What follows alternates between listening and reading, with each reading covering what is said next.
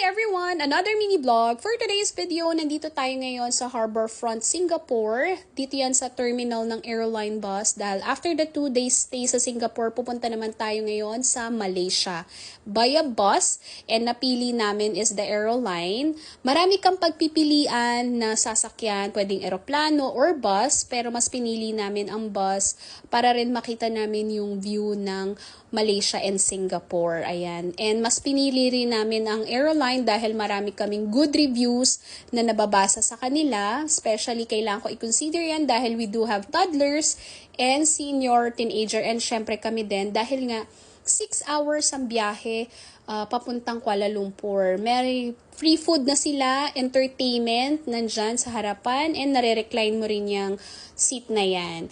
And nandito nga rin tayo ngayon sa immigration ng Malaysia. Hindi kami makapag camera dyan kasi bawal, pero kakabalik lang din namin, tinatakan lang ng entry yung passport namin, and then aalis na rin kami.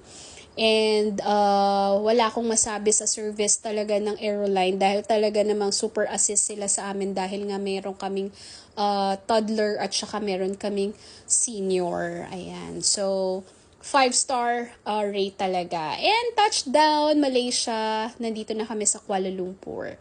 That's it, guys. Thank you for watching. God bless. Bye!